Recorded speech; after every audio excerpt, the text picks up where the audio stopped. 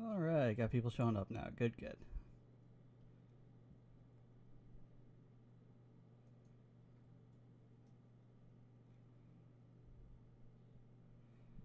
Alright, so I guess I can start with some things new that I've added here.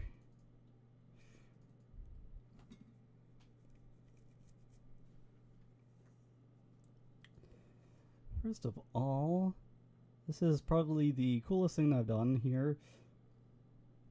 This part right here says custom callback. This is essentially a skill constructor that you can use. I have a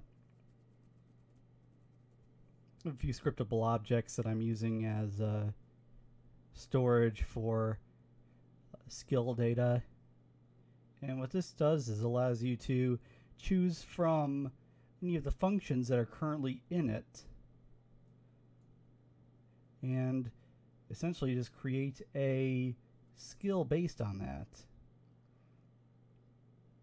There's only a few options here so far. There is the physical attack, which is just a normal melee attack. There's teleport, which changes the position of your character. And then there is attach token, which what that does is it adds an object onto the enemy or whatever you targeted that will perform additional actions. Only have one of them coded so far, but I can show it off in just a moment. The other one here, trigger ability. This one is actually just this one isn't meant to be selectable. It's just what is activated within the code itself that sets off everything that you've selected. But you can add as many of these as you want. If you just go to the plus sign right here, the only downside is that you need to select what you're getting this information from. So in this case, it's this.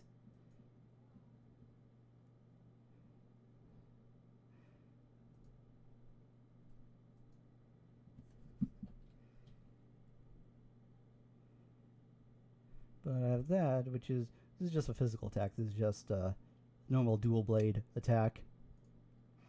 I also have this ability here, Rush, and this is a combination of teleport and attach token. And you see right here, I have this thing here called a DB Rush token. And if I go into play mode, I can show it off here. No, it actually, let me maximize. There we go. Okay, first thing you'll notice is that little red stop sign looking thing that appears on the ground. That's something I'm tinkering around with. It's essentially a sort of marker that will show what the range is of your attack. So you can see that it kind of follows me around based on what direction I am in relation to the enemy. And what it does is just kind of shows your stopping position when you select an attack. Because right now for slash it's really close, but if I go to rush, you see the distance is expanded. And one thing is that if you get closer to the enemy than the position, then it goes from, you know, facing you to actually, like, you know, mimicking your position.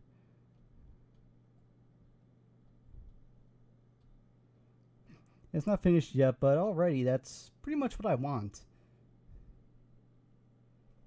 But anyways, I can demonstrate the rush ability right now. You can see there, it's basically this sort of flash step move.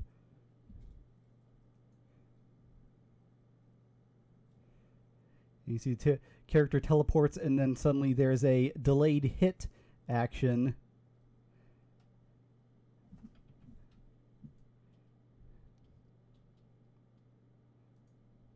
If I go into the token here, you can see here I have a script attached to it. There's a start delay and a hit delay. And this is just how many seconds, or in this case, fractions of a second, I want this to count down before one starting the hits and the second one is for, you know, the delay of them, like how many seconds or, you know, fractions of a second I want to pass before each hit.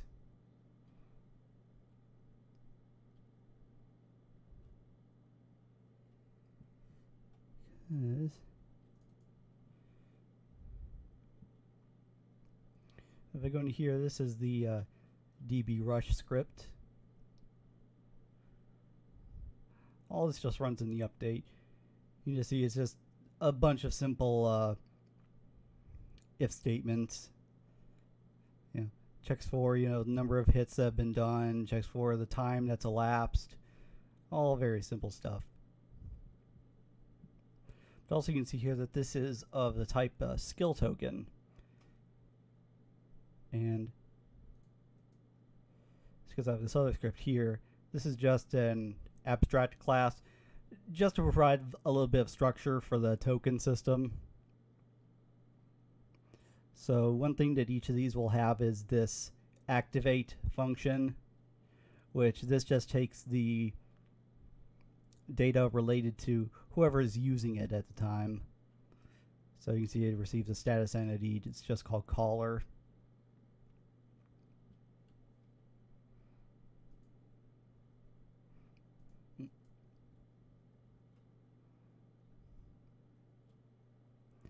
And then, yeah, once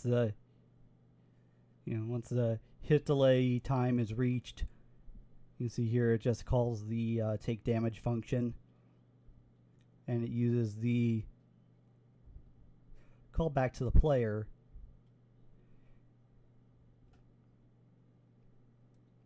Again, it's really simple, but I go into this here. This is all the script for the actual skill scriptable object that I'm using. And you can see here that I have the physical attack script right here. This is, again, just a simple take damage message. And then for the teleport here, what it does is it first does a ray cast, and the teleport is based on the position of, well, right now it's the position of the character, but I want it to be position of the enemy eventually. This is just kind of basic script that I'm using right now for it.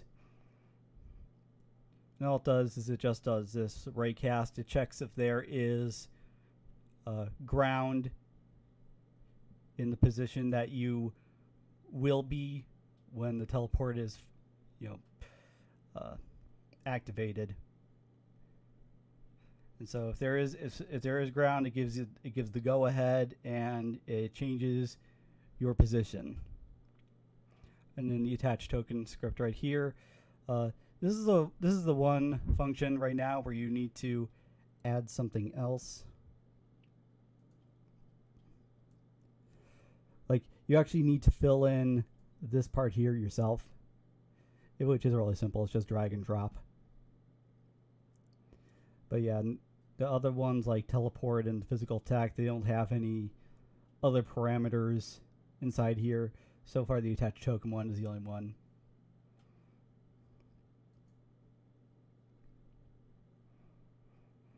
But yeah, all it does is it creates a copy of the token, and then also it parents it onto, you know, whatever the target is at the time, and then it sends the token the activate message.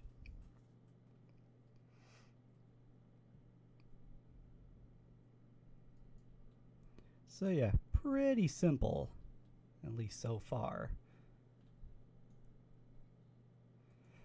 And also, in here, I have this new function here as a part of the status entity script, so that both characters, enemies, basically anything that attacks can use this. And this is all script that is related to attack range, and also the little indicator that I showed before.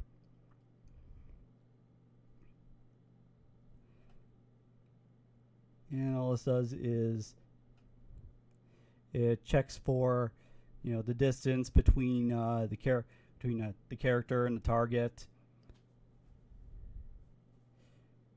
And it also adds an offset for the radius of each character's capsule collider. And then you can see right here, it just does another raycast. And it just uses the information related to the attack range. And what this does is it first checks for the attack range, and it does it depending on where the character is facing. Again, if I go right in here, how the indicator always rotates around so that it's always between the character and the enemy. That's what it's doing. So it takes the character's position, the enemy's position, and then it does a raycast, wherever the minimum distance is. And it also checks if there is a nav mesh in that area, because, well, currently everything uses a nav mesh now, because when you actually select your attack, if you're not in range, then the character uses it to move into position, and also enemies use it for just movement period. So it checks if there's a nav mesh in that area. If there is, then it gives you the go-ahead that you can go ahead and attack. Or if not, it says no, and also this will vanish. And I'll see if I can get to do that. I just get this trickle here to follow me.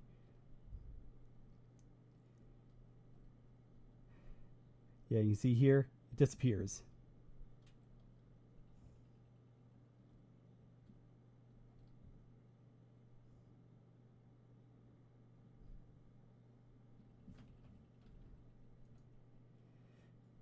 And that's all because if I go into here and I go to navigation, see here, all slight blue spot, this is where the nav mesh is. And you see right around the tree there is a big old patch of nothing. And that's by design.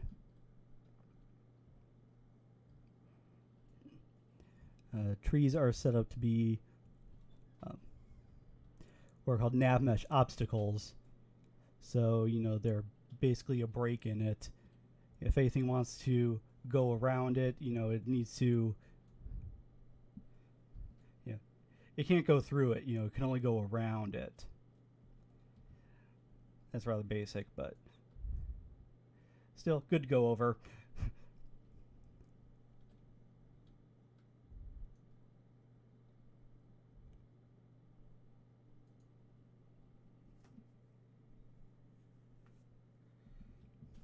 Oh, you missed the skill tokens? Don't worry, I can go over that again.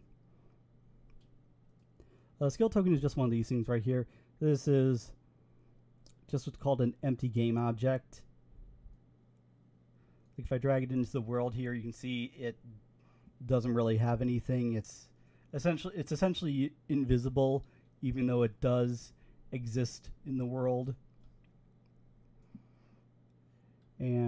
But attached to them will be a separate script, and I figure this adds a bit of extensibility to this. You can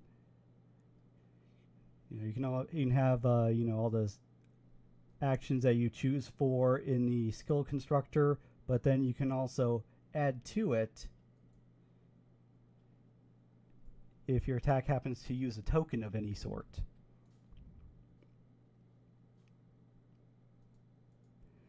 And delete that from the game world. And all that happens if you have a token is that the script here will create a copy of it in the world, and then it will attach that copy onto whatever the target is of the skill. So again, with the rush attack. And that's another thing here. You can... I'm actually selecting between the two attacks with the 1 and 2 buttons. Eventually I like to have it so you can select it with, you know, maybe like keys on the keyboard or maybe using the mouse wheel. But, you know, for right now this works. And if I use the rush ability, it creates that delayed effect with then the 3 hits afterwards.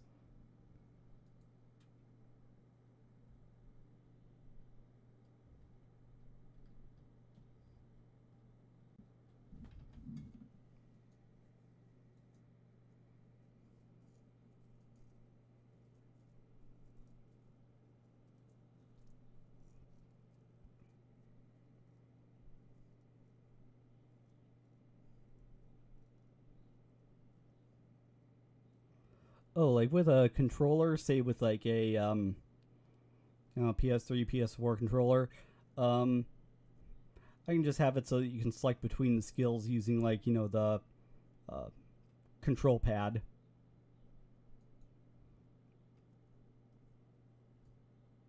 Yeah, just press left and right to swap between them. Because, you know, for right now, I'm just, you know, doing everything with PC controls just to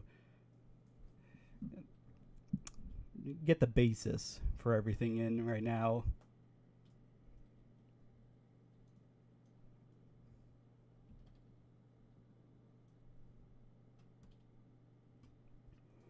But yeah, the great thing about these tokens is that I can essentially have them be anything.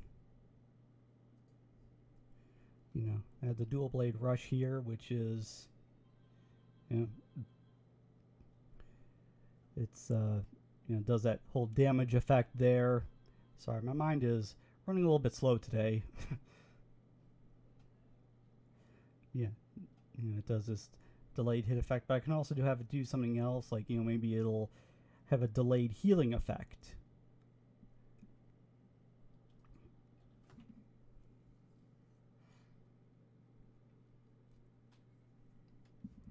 Also, I'm probably going to add a variant of the token system for, say, like projectile skills. You know, it'll work more or less the same way, except with, you know, something physical that exists in the game world and that you can actually see moving.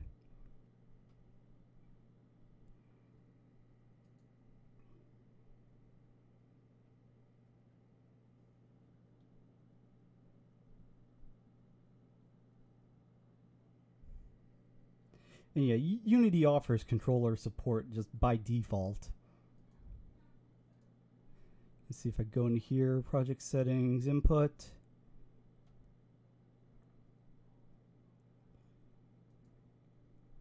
And there's a few different axes in here.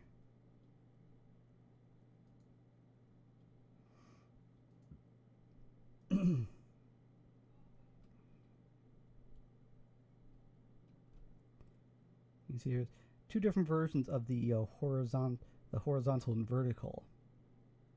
See this one right up here, this is just related to the keys on the keyboard. But if you go down to these ones, so here, this is a joystick axis. So, you know, you don't have to do just one or the other. You can have both built in. And you can also remap everything as well.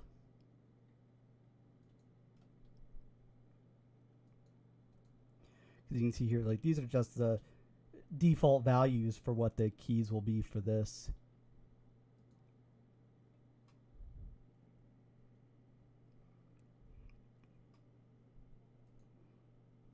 Let me save this.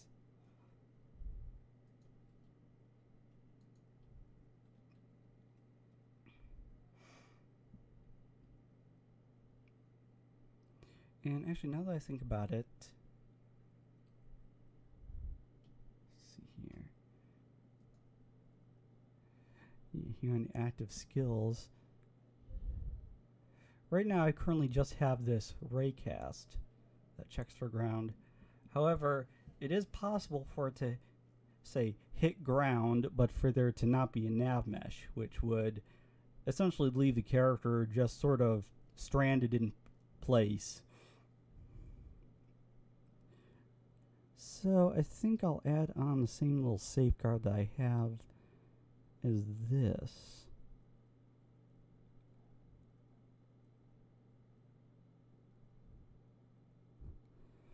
So then I can just copy this part here.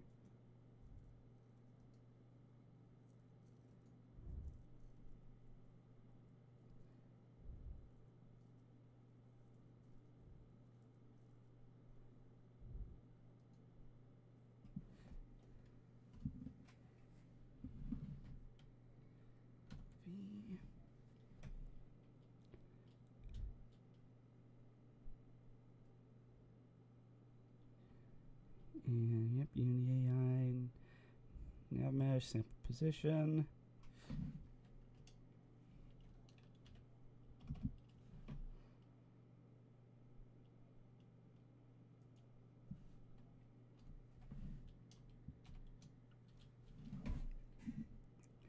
And there we go there.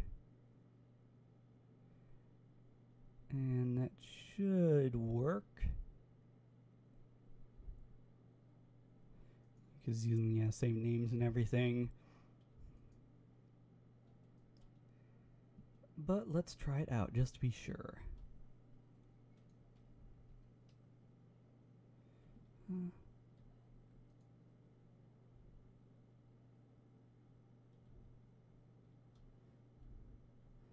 Okay, so yeah, you can see there that I went through the animation and I didn't teleport because, you know, there's the blank spot around this tree, so it kept me in place for that, which is good. It means that part's working. However, I should also add in a check, you know, that doesn't even let me select the skill if it's not possible, if you know the conditions aren't right for the teleport.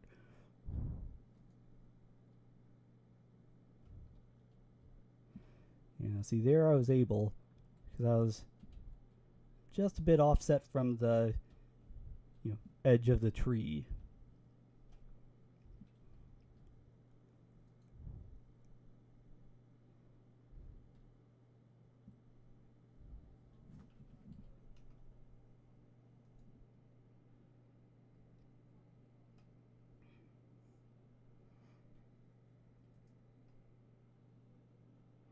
And actually, come to think of it, I can leave this as is, with it just being based on the character position.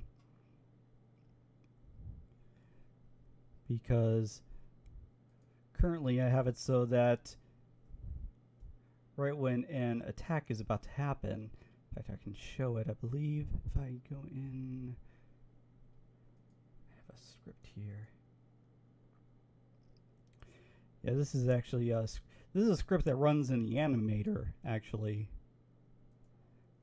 If I go into here, it's the character's animator. If I go to the attacking, you can see over here I have this immobilize script.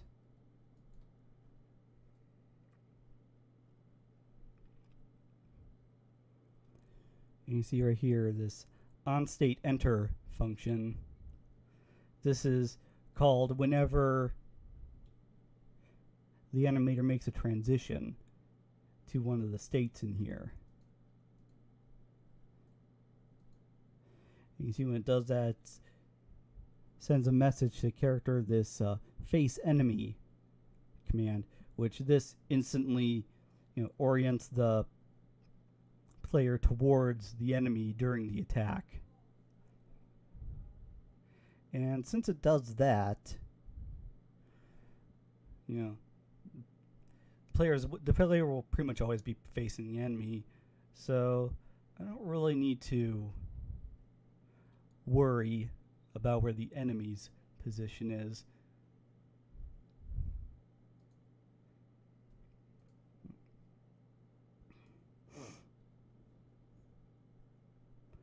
But yeah, I can leave this as is.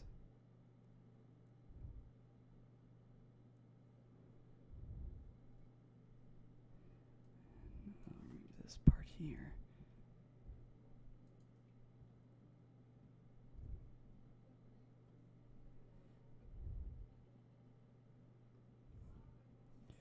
Okay, now I'd already actually added in a distance parameter on here. Good, good. You know, let's go ahead and just make use of that. So,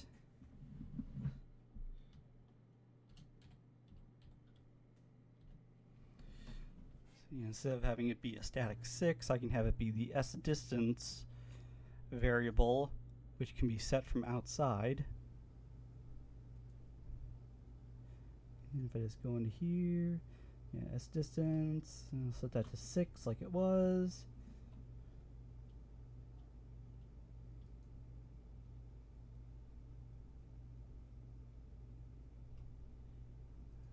Save that.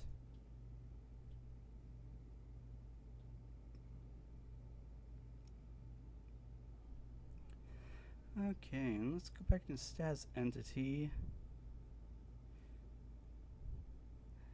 It has all these checks. You know, checks for nav mesh and everything.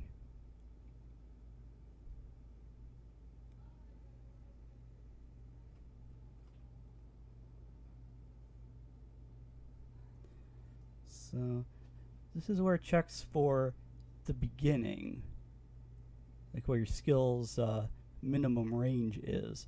And I want to add on another check that will be for the distance, if it has one.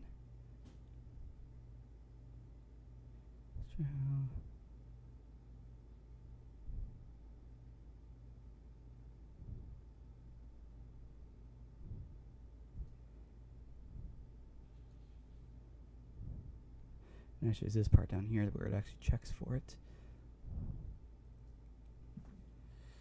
So let's add another line there. And then let's say if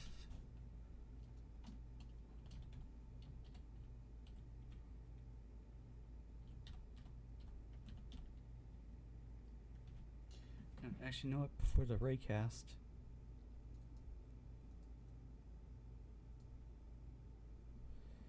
I want to check.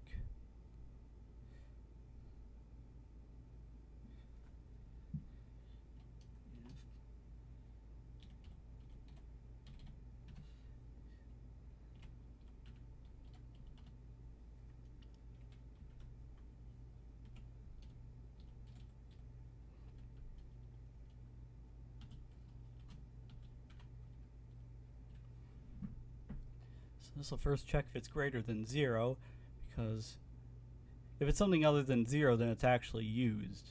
And if it isn't, then don't need to worry about it.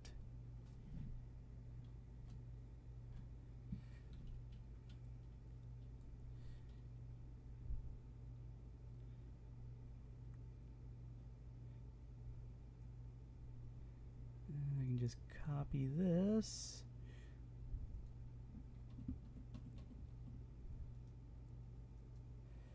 And just change some of the values here.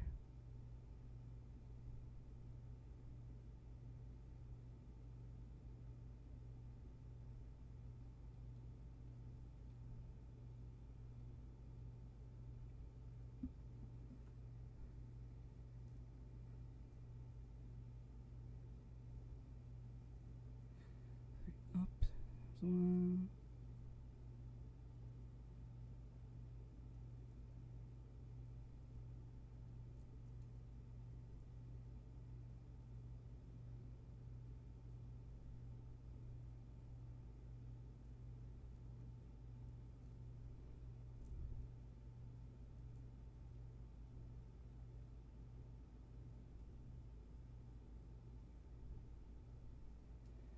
You know what, actually I will need to change the values in here simply because of how this is calculated.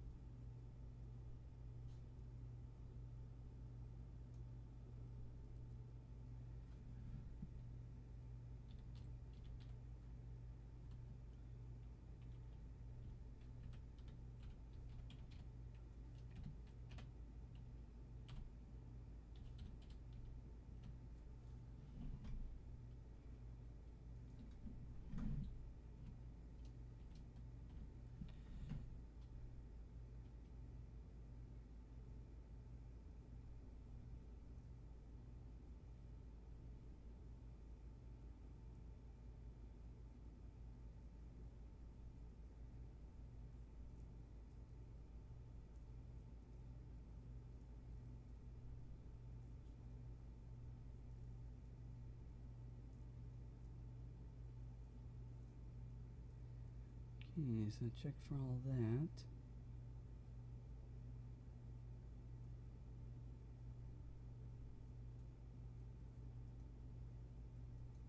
And I just copy this over again.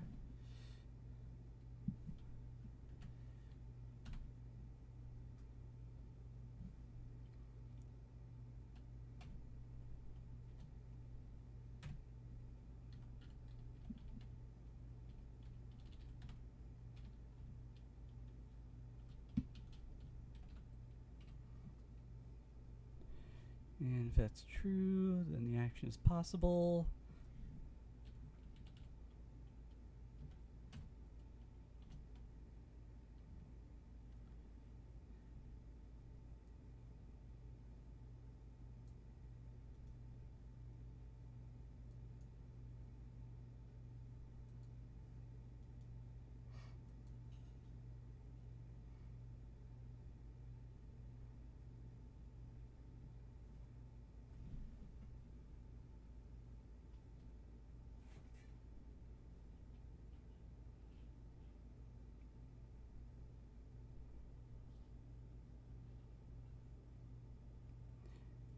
No, it'll cut that part out, make it a variable that everything can use. There we go.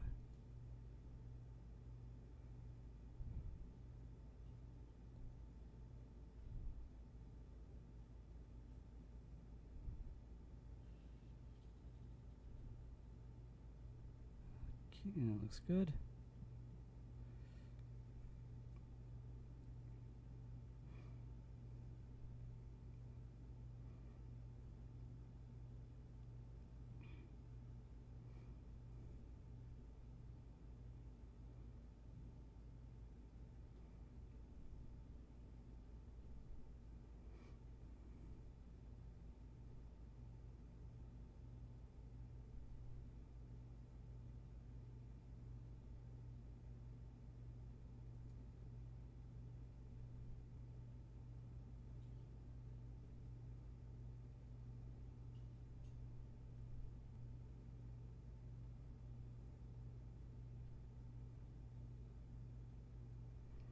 You know what?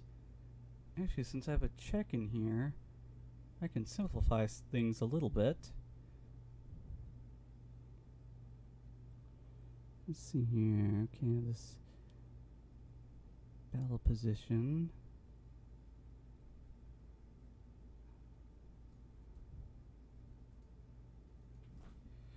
And I'll create another one. And a little quirk of mine, but I kind of like to have everything on one line. Unity likes to put hide inspector on one line and then the variable on the other. And the hide inspector command here, what this does is it keeps it from showing up in the inspector over here. Because there's some things that I want to be public variables, but I don't want to have them be editable in here.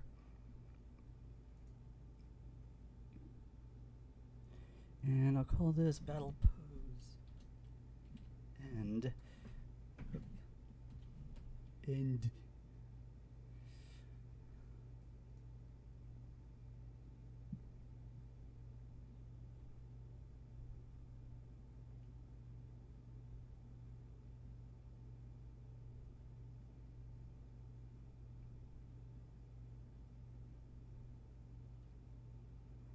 So if we go down here,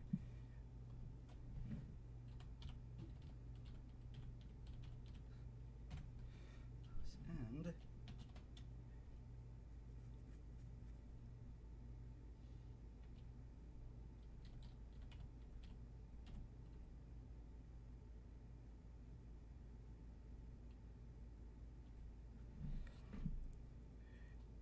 Equals that.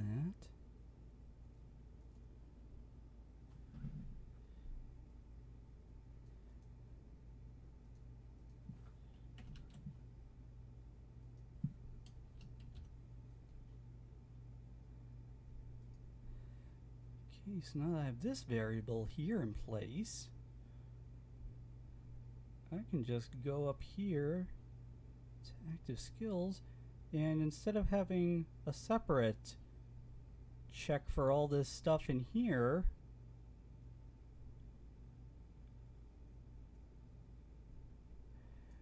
actually for now, I won't delete it, I'll just comment it out for now, just in case I do happen to need it in the future.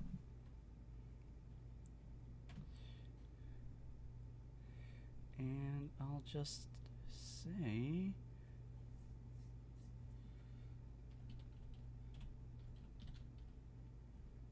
form position is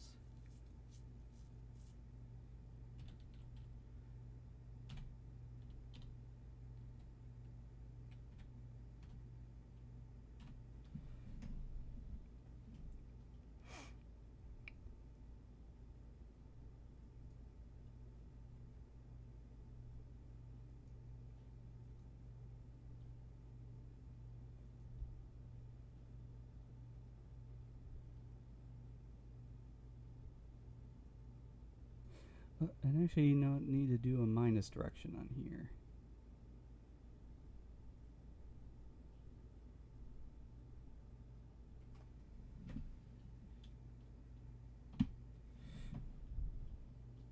That way it'll be in the opposite.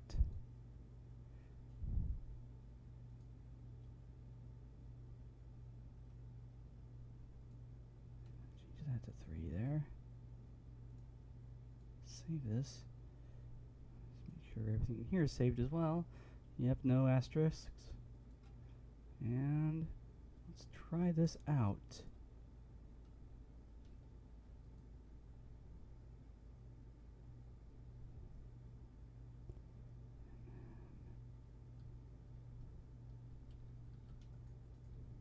Yep, and I can't select it because the tree's too close, but now I can. So great, that now works.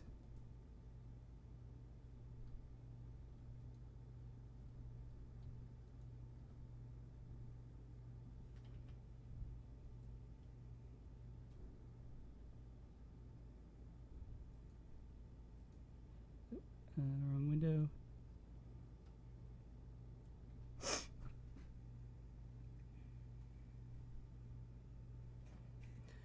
Okay, so all that stuff is running as it should be. This is great.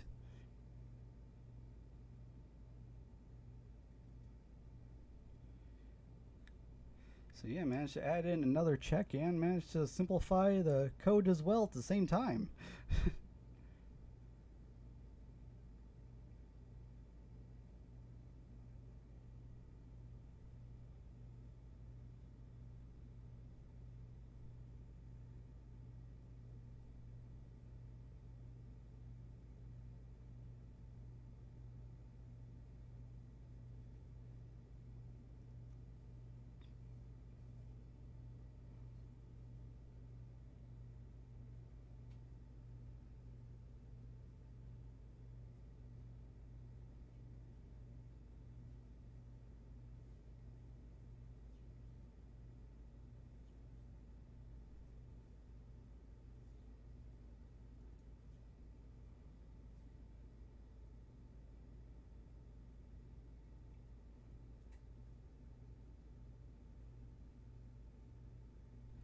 Actually, let me just check something again here.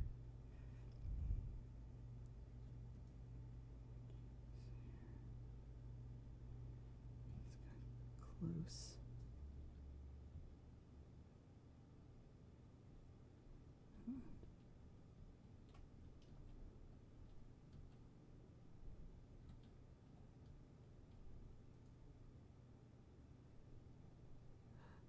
Okay, that's something went wrong there.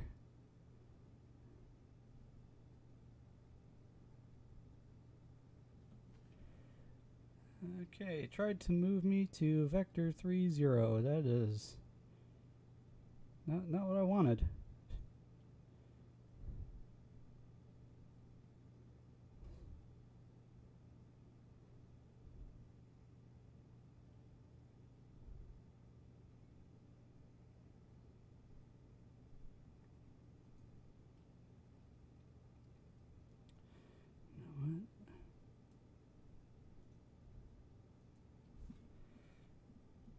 cut that from there.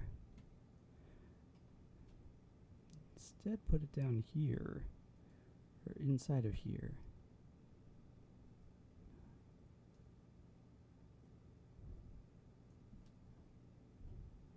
Oop. Not what I wanted.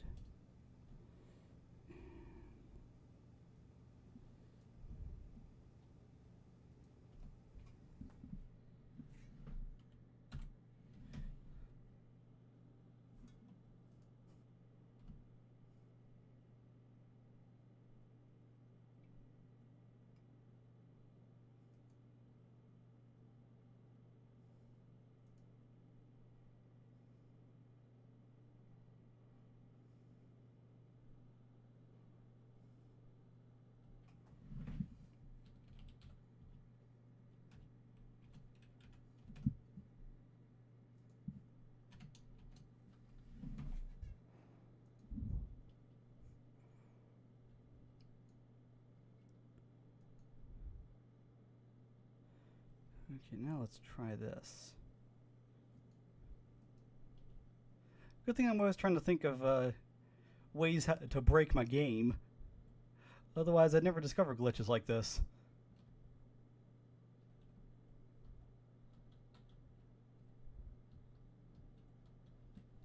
Okay, it's still giving me the... Yeah, that's still not right.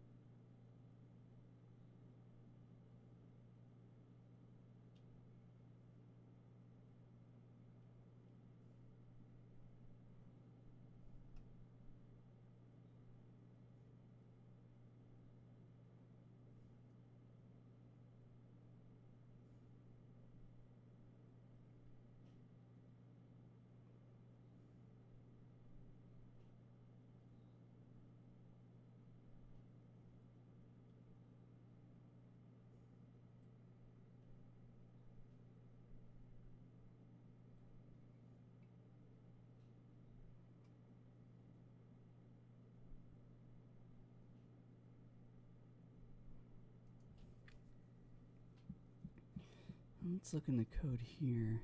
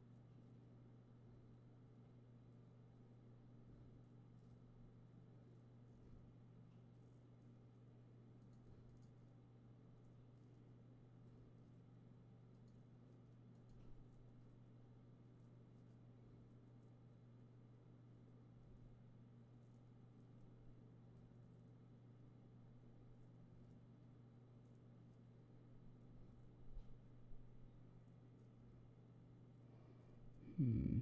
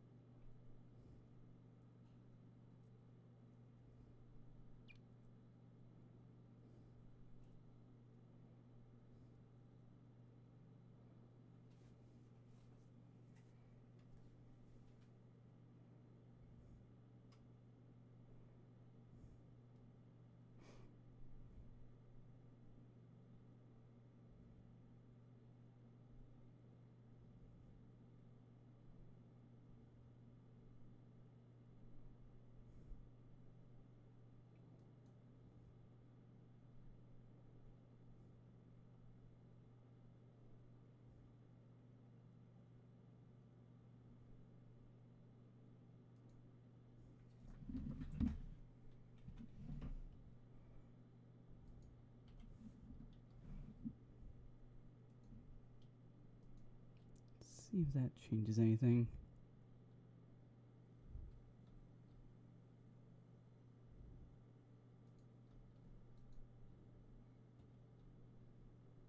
Anger this guy, lure him over.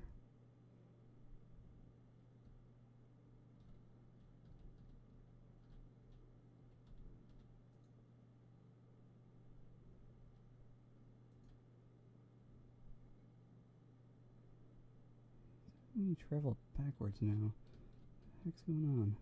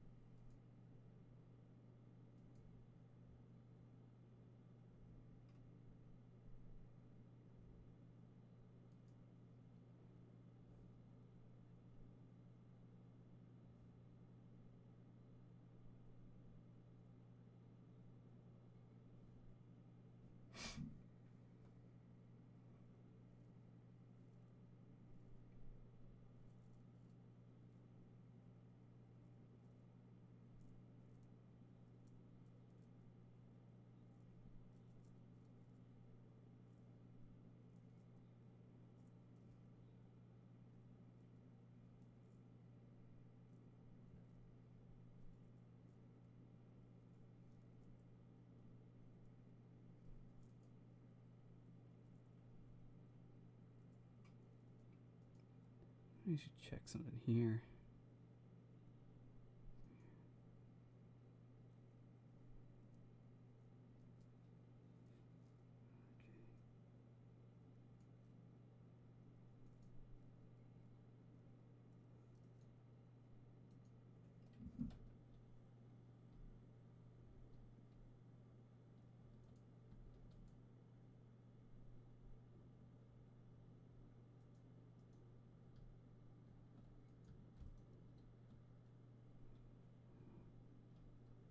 Over here. There we go.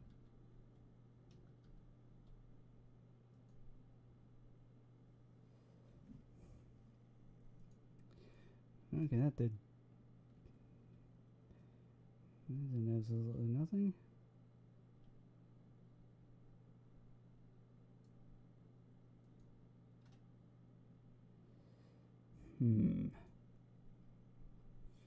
Something's wrong.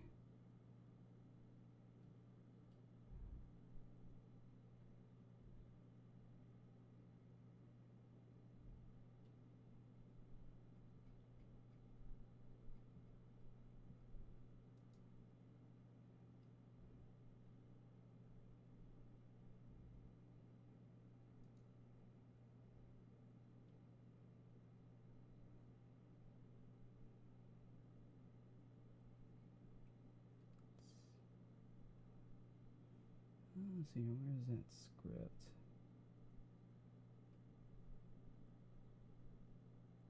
Here it is, user input.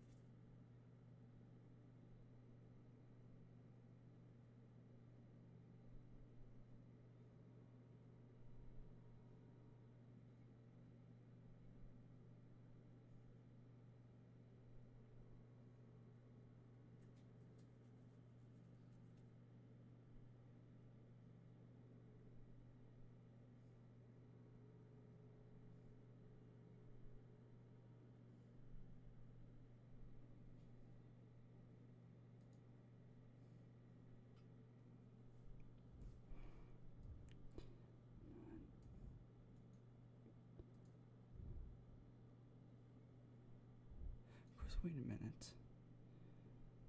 This isn't working, then it should be setting that to 0.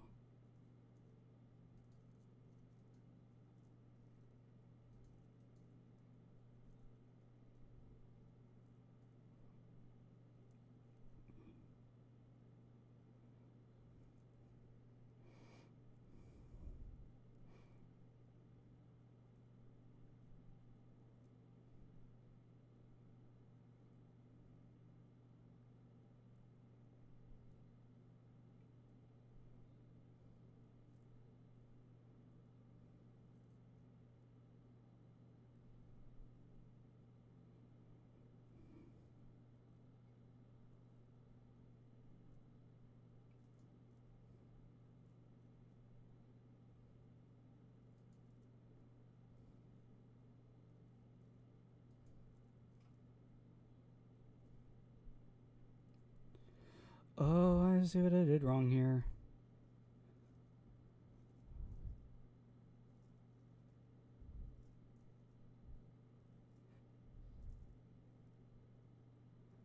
Okay, yeah, that's...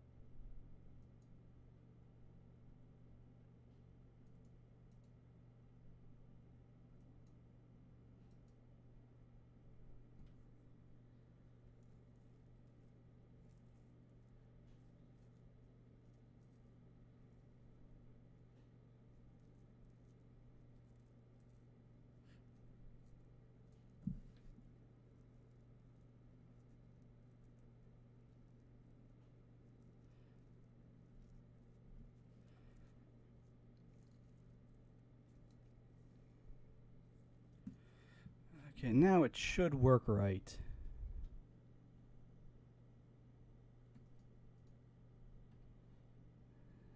Anger you.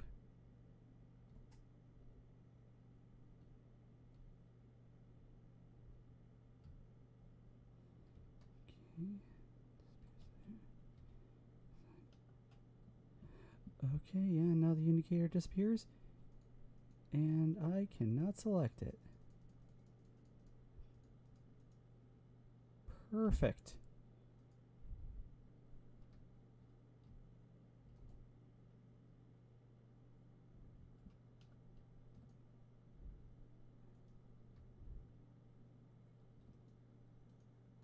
And now I cannot select it at all. Okay, this is something's up.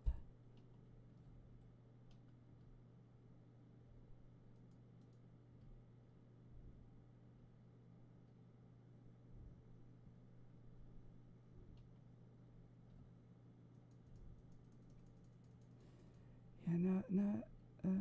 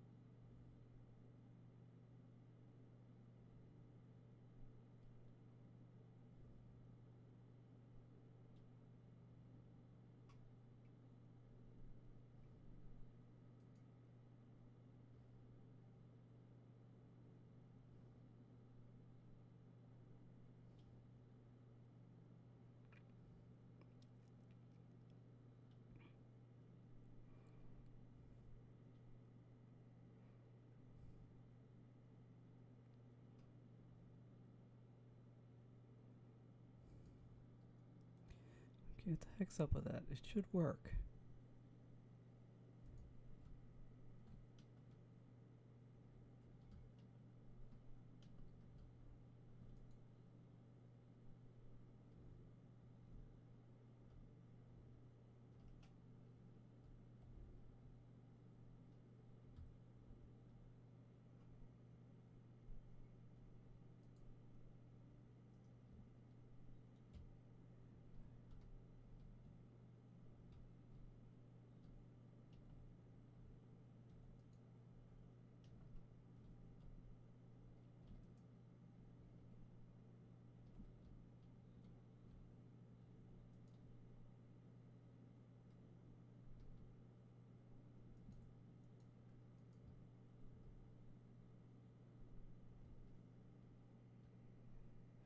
Someone's clearly up there.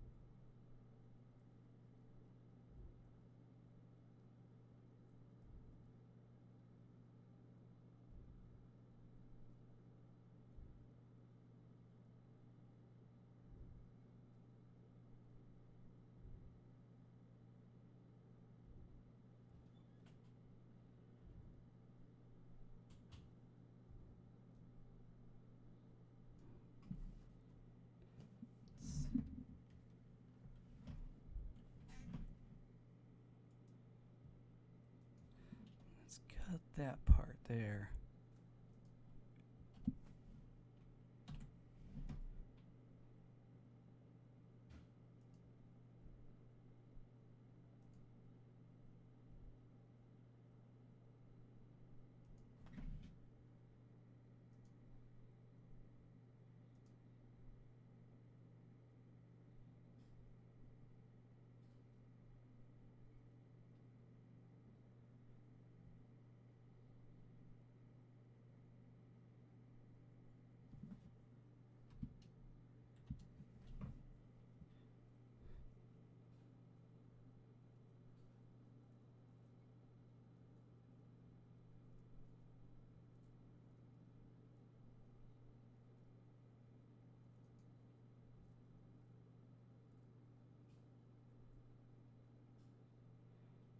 Okay, something's going on there.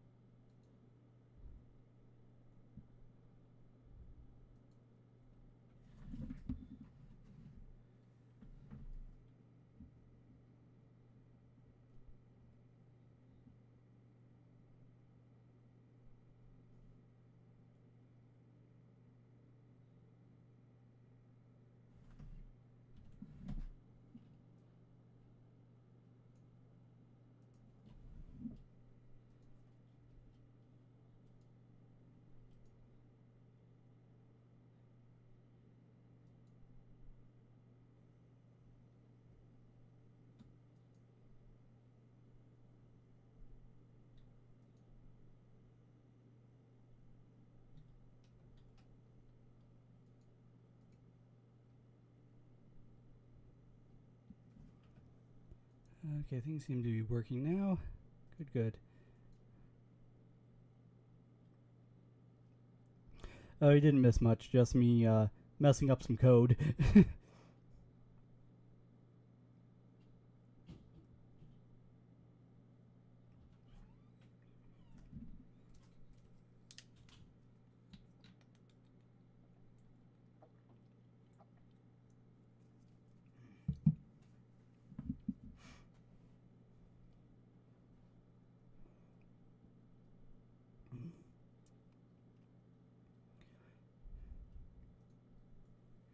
Yeah, everything seems like it's working good now.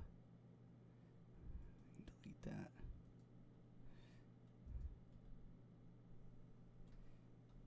Just one more test.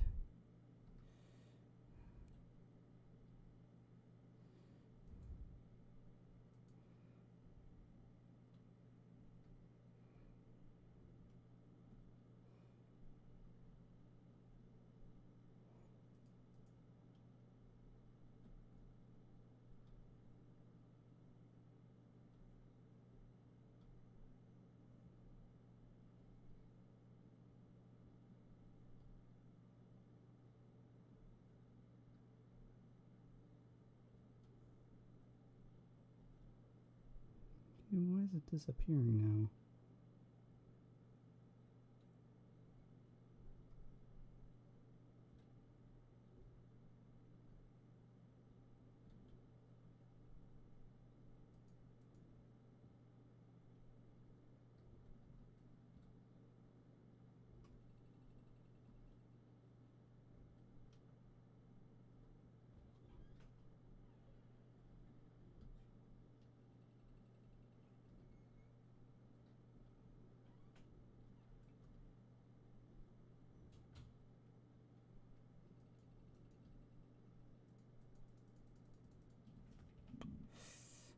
Okay, something's still weird.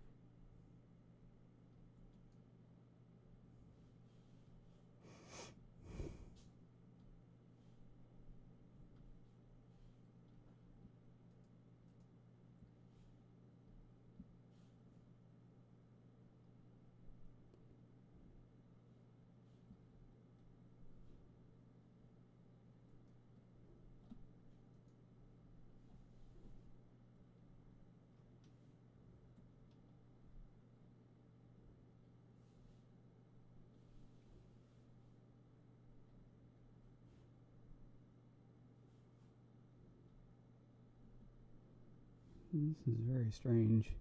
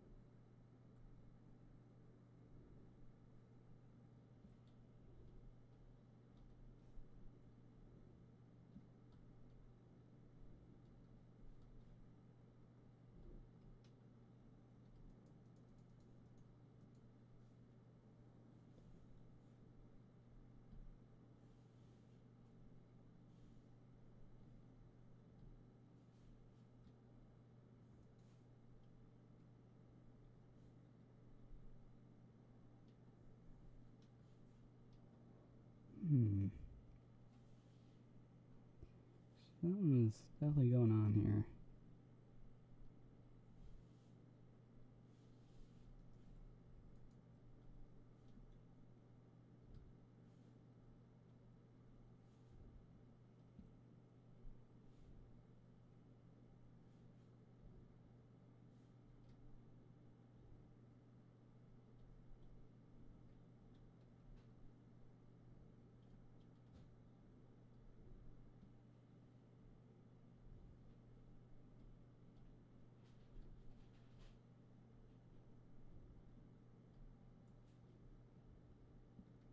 It's like only showing up sometime. It's also only letting me select sometimes.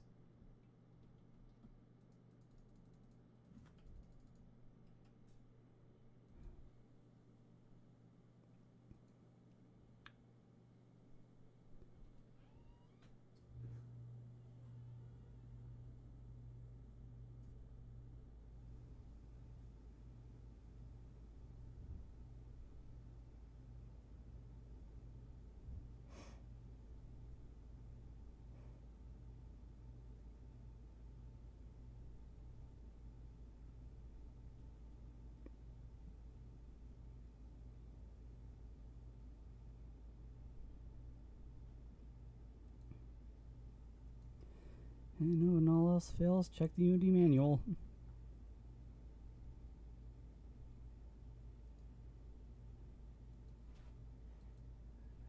Scripting.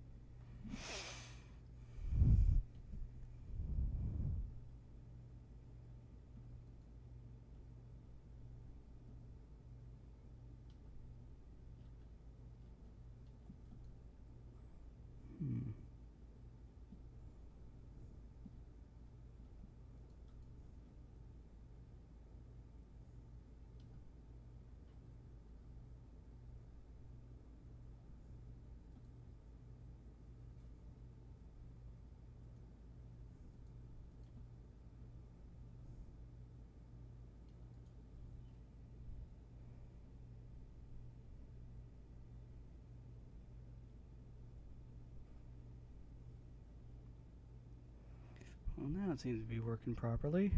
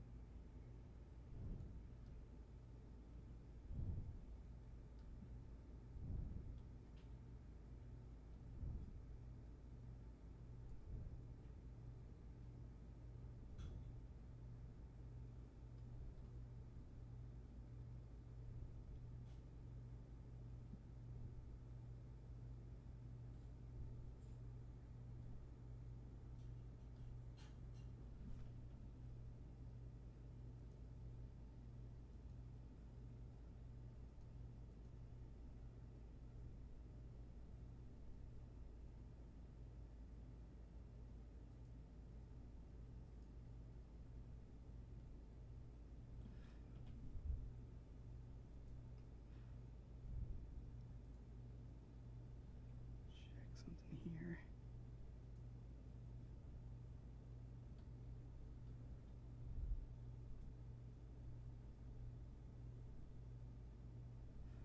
Okay, so there are blank spots in the mesh around those areas. Alright, so it is working as it should. It's just the nav mesh that's off.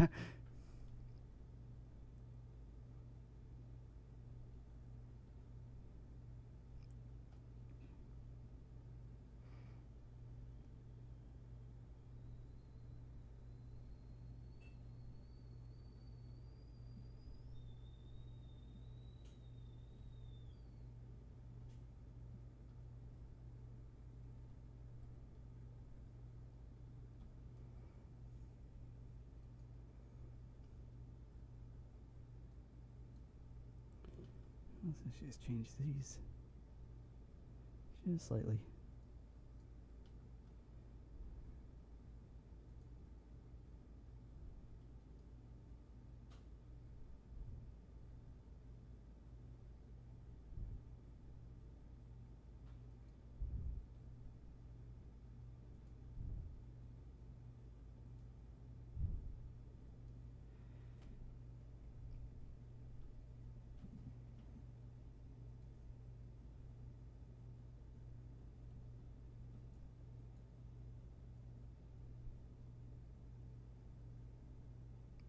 Okay, why did nothing happen?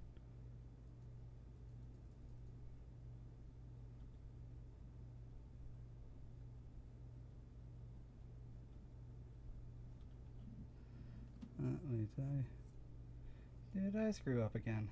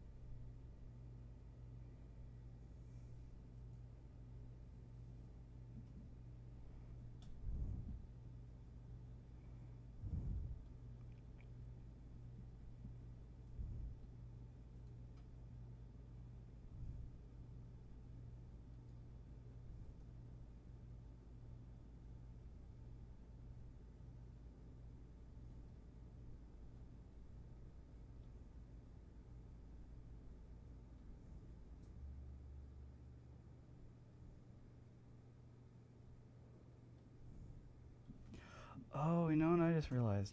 I think I know what's happening. What's happening is that the raycast is hitting my character.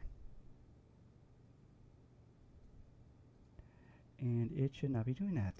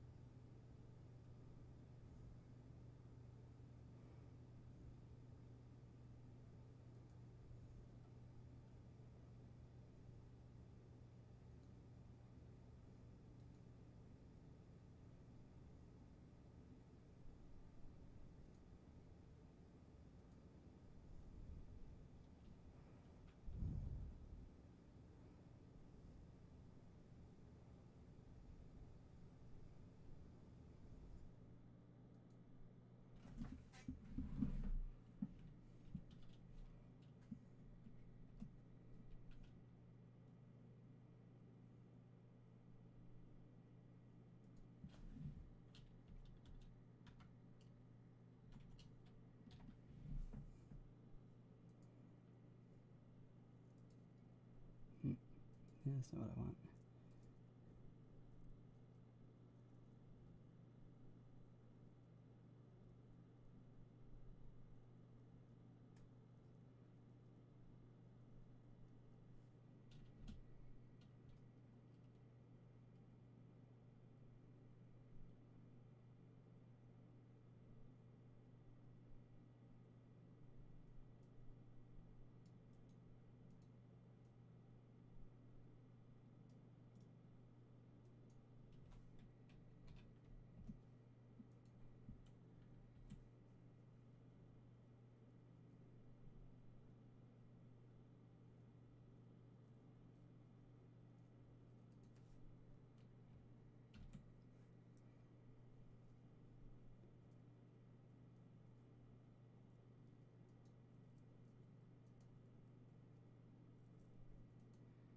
Thinking that's what was going on.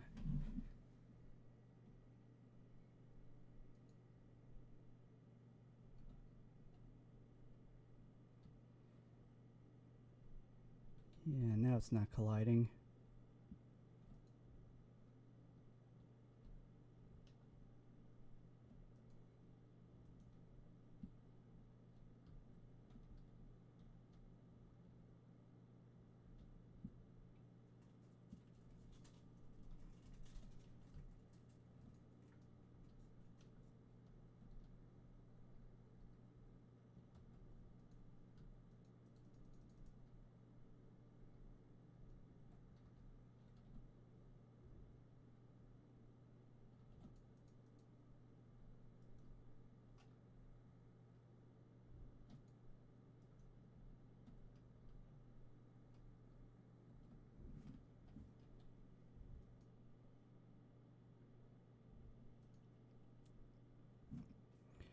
And ran into another problem. Okay, so since this is occurring after all this, that means that this is changing the values.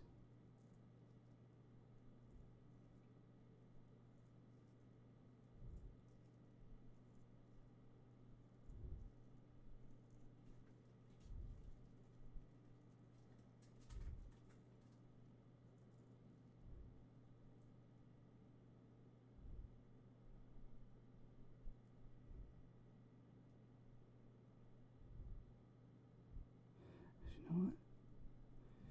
If I just get rid of that. Okay, then if it's true up here, it'll still be true down here. It'll just set this.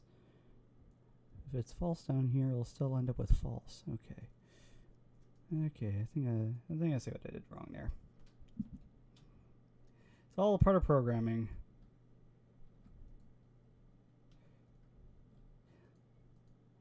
Yeah, even if you don't think that you've screwed up, you still might have. But such is the nature of the beast.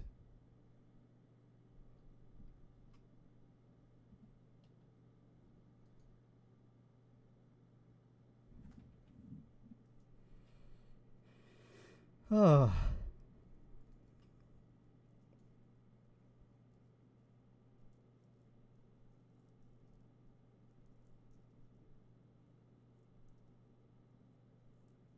And yeah, Kala and Mori could run before, but yeah, that whole flash step attack that's supposed to be, yeah, very reminiscent of those classic anime fight scenes where you see one character just suddenly, zoom over to one spot with their weapons drawn, and then all of a sudden the enemy just like, they start like just gushing blood and fall over.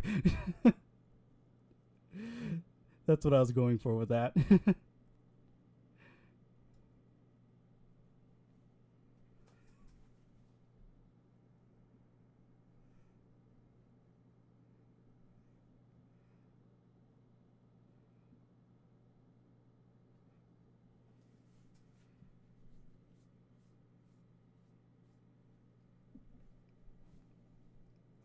In fact, I have a feeling that I'll be using that delayed hit effect again for another attack, because I do have like fists planned as a weapon, like just like either like bare hands or with like gauntlets or gloves of some sort, and I basically want to add an attack that's essentially the Hokuto Hyakuritsuken from Fist of the North Star. So that would have a whole delayed hit effect to it.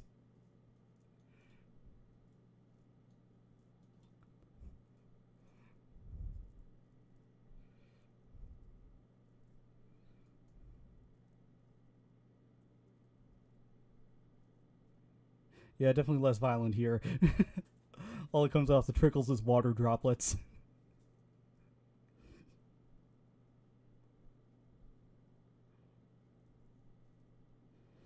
Yeah, well, it's past 8:30 now, so I should probably shut this down.